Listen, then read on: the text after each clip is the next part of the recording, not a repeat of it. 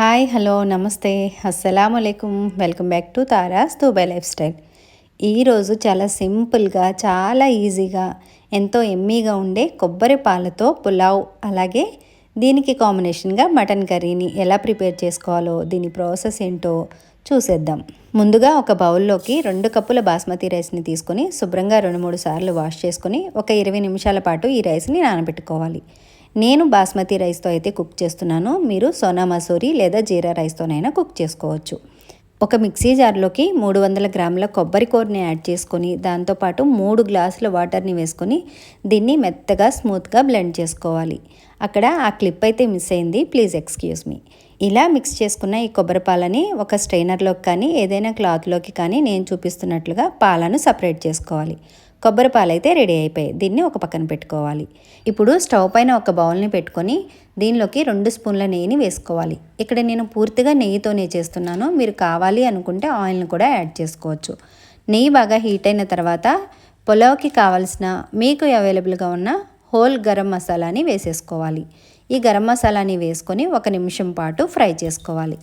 ఇది కాస్త ఫ్రై అయిన తర్వాత పొడవుగా కట్ చేసుకున్న 2 ఆనియన్ ముక్కలను కూడా వేసేసుకొని ఒకసారి బాగా కలుపుకొని మూత పెట్టేసి ఒక 5 నిమిషాల పాటు మీడియం ఫ్లేమ్లో కుక్ చేసుకోవాలి. 5 నిమిషాల తర్వాత చూడండి, ఆనియన్స్ లైట్ గోల్డెన్ కలర్లోకి వచ్చేసాయి కదా.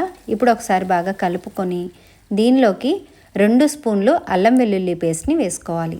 అల్లం వెల్లుల్లి పేస్ట్ని వేసుకొని దీనిలోని పచ్చివాసన పోయేంత వరకు ఫ్రై చేసుకోవాలి.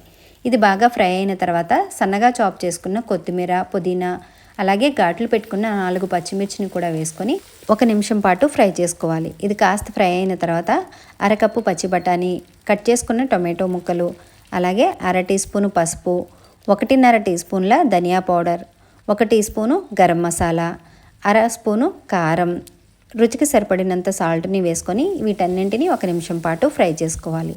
ఇవి కాస్త ఫ్రై అయిన తర్వాత నేను తీసుకున్న 2 కప్పుల బాస్మతి రైస్కి 3 కప్పుల కొబ్బరి పాలని మనం ముందుగానే ప్రిపేర్ చేసుకున్నాం కదా, ఈ కొబ్బరి పాలని యాడ్ చేసేసుకోవాలి. ఇక్కడ 3 కప్పులకి కాస్త తక్కువగా వచ్చాయి, అందుకని నేను వాటర్ని యాడ్ చేశాను. ఇప్పుడు వీటన్నింటినీ బాగా కలుపుకొని మూత పెట్టేసి 2 పొంగులు వచ్చేంత వరకు మరిగించుకోవాలి. ఇప్పుడు ఒక 2 పొంగులు వచ్చాయి అనుకున్న తర్వాత ముందుగానే నానబెట్టుకున్న బాస్మతి రైస్ని యాడ్ చేసేసుకోవాలి. ఇలా రైస్ని వేసుకొని ఇవన్నీ బాగా కలిసేలా బాగా కలుపుకొని మూత పెట్టేసి ఒక 2 నిమిషాలు మీడియం ఫ్లేమ్లో కుక్ చేసుకోవాలి. రైస్ ఒక 70% ఉడికితే సరిపోతుంది. 2 నిమిషాల తర్వాత చూడండి, రైస్ ఇలా కనపడుతుంది అనుకున్నప్పుడు ఒకసారి బాగా కలుపుకొని మీ దగ్గర ఏదైనా పేపర్ ఉన్నా లేదా అల్యూమినియం ఫాయిల్ ఉన్నా ఆవిరిపోకుండా పైన కవర్ చేసి మూత పెట్టేసి ఒక 20 నిమిషాలు లో ఫ్లేమ్లో కుక్ చేసుకోవాలి. 20 నిమిషాల తర్వాత స్టవ్ ఆఫ్ చేసుకొని వెంటనే మూత తీయకుండా ఒక 5 నిమిషాల గ్యాప్లో రైస్ని చెక్ చేసుకోవాలి. కొబ్బరి పాలు చిక్కగా ఉంటేనే కొబ్బరి పాలతో పులావ్ చేసినప్పుడు చాలా టేస్టీగా, చాలా యమ్మీగా ఉంటుంది. మ్యాక్సిమం కొబ్బరి పాలు చిక్కగా ఉండేలాగే చూసుకోండి. ఒక 25 నిమిషాల తర్వాత చూడండి, పొడి పొడిలాడుతూ చాలా యమ్మీగా కొబ్బరి పాలతో పులావ్ అయితే రెడీ అయిపోయింది. ఇంకా దీన్ని సర్వింగ్ బౌల్లోకి తీసుకొని సర్వ్ చేసేసుకోవడమే. ఇప్పుడు మటన్ కర్రీని ప్రిపేర్ చేసుకుందాం. స్టవ్ పైన కుక్కర్ని పెట్టుకొని 3 స్పూన్ల ఆయిల్ని వేసుకోవాలి. ఆయిల్ హీట్ అయిన తర్వాత సన్నగా కట్ చేసుకున్న 2 ఆనియన్స్, 3 పచ్చిమిర్చి ముక్కల్ని వేసుకొని 1/2 టీ స్పూన్ సాల్ట్ను కూడా వేసుకొని ఒకసారి కలుపుకొని మూత పెట్టేసి ఒక 5 నిమిషాలు లో ఫ్లేమ్లో కుక్ చేసుకోవాలి.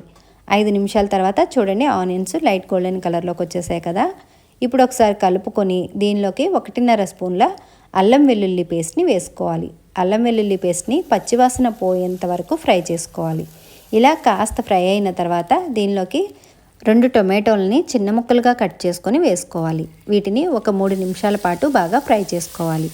ఇవి కాస్త ఫ్రై అయిన తర్వాత దీనిలోకి 1/2 టీ స్పూను పసుపు, 2 స్పూన్ల కారం, రుచికి సరిపడినంత సాల్టు, 1 టీ స్పూను గరం మసాలాని వేసుకొని వీటన్నింటినీ 1 నిమిషం పాటు ఫ్రై చేసుకోవాలి. ఇవి కూడా కాస్త ఫ్రై అయిన తర్వాత ముందుగానే శుభ్రంగా వాష్ చేసుకున్న మటన్ని దీనిలోకి వేసేసుకోవాలి.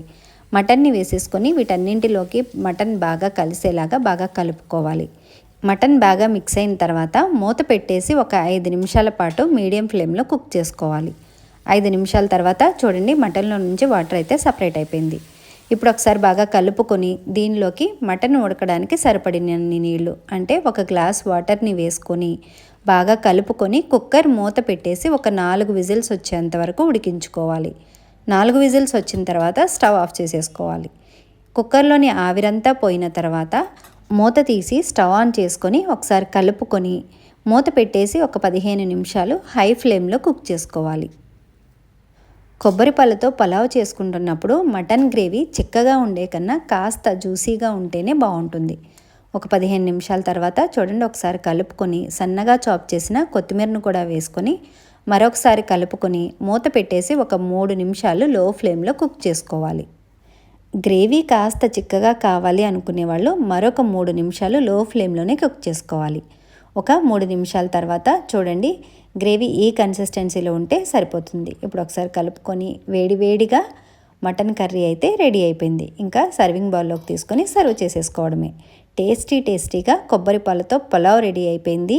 అలాగే ఎమ్మీగా మటన్ కర్రీ కూడా రెడీ అయిపోయింది. ఇంక ఈ రెండింటిని సర్వింగ్ బౌల్లోకి తీసుకొని సర్వ్ చేసేసుకోవడమే. ఇంతేనండి, చాలా ఈజీగా, చాలా సింపుల్గా కొబ్బరి పాలతో పులావ్, మటన్ కర్రీ రెడీ అయిపోయాయి. నేను చేసిన ఈ రెసిపీ మీకు ఎలా అనిపించిందో కామెంట్ చేయండి. నేను చేసిన ఈ రెసిపీని లైక్ చేయండి. అలాగే మీ ఫ్రెండ్స్ అండ్ ఫ్యామిలీతో షేర్ చేసుకోండి. ఇలాంటి మరిన్ని రెసిపీస్ కోసం నా ఛానల్ని తప్పకుండా సబ్స్క్రైబ్ చేసుకోండి. Thank you. అల్లా హాఫీజ్.